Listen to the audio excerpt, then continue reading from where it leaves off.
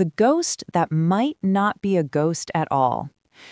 Just when we thought we could finally close the book on one of the most diabolical villains to ever slink through our beloved town, General Hospital is dangling a tantalizing, terrifying possibility right in front of us. What if Cesar Faison isn't dead? I know. We saw the body, or did we?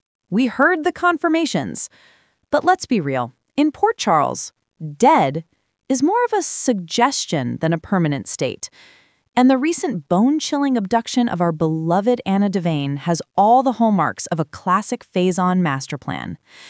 This isn't just another kidnapping. It feels personal, twisted, and eerily familiar. So grab your favorite coffee and let's dive into the delicious, dark mystery that has us all glued to our screens. A voice from the grave, that chilling abduction scene. Let's start with the moment that sent shivers down our spines.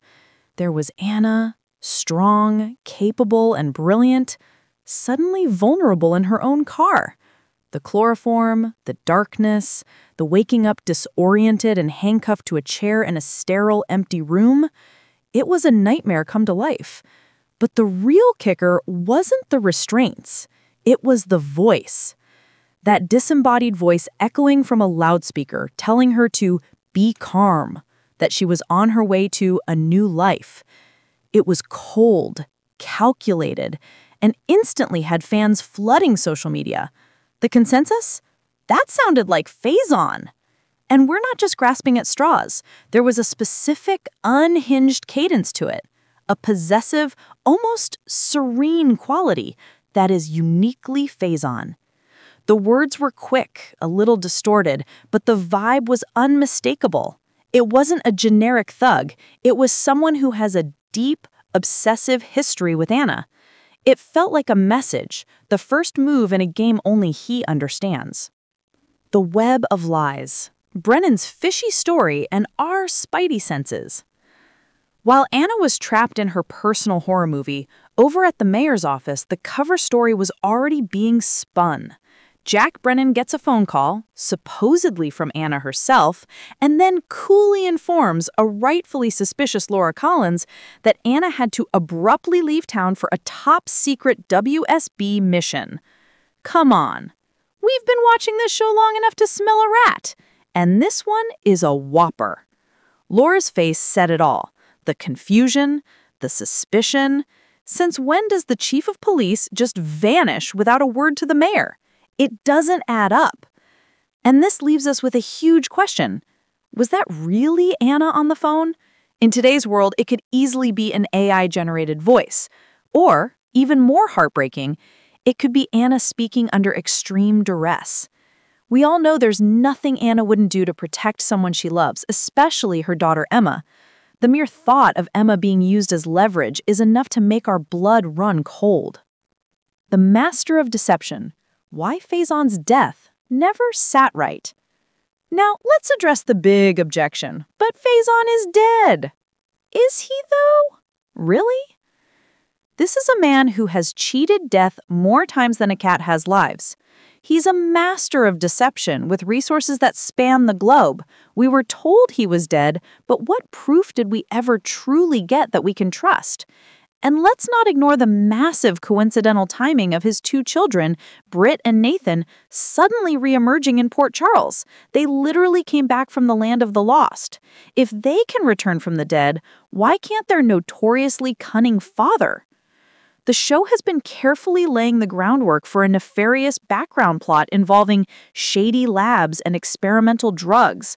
This is Faison's wheelhouse. This is exactly the kind of grandiose, mad scientist scheme he would orchestrate.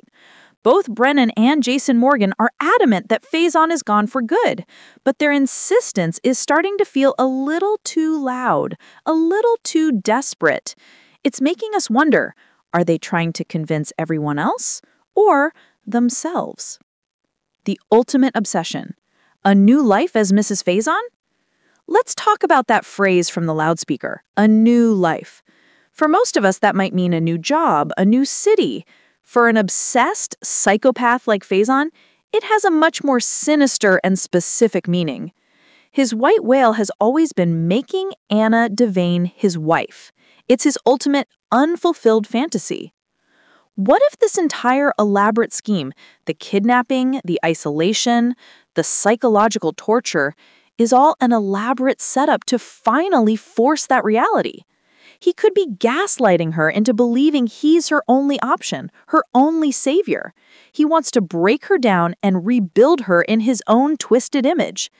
The idea of Anna being subjected to that kind of psychological torture, all while being part of some human testing project, another Faison specialty, is absolutely terrifying. The bottom line, trust your gut. So where does this leave us? The pieces are all on the board.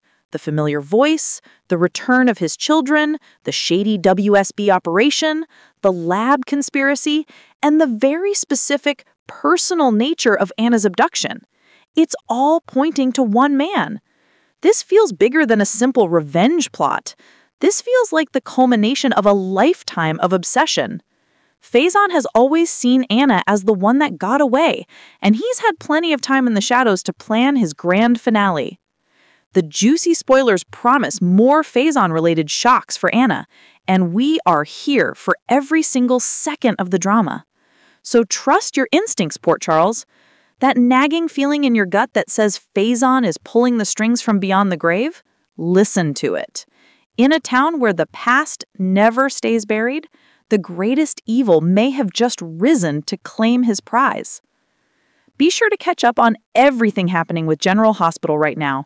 You won't want to miss a moment of what's coming next.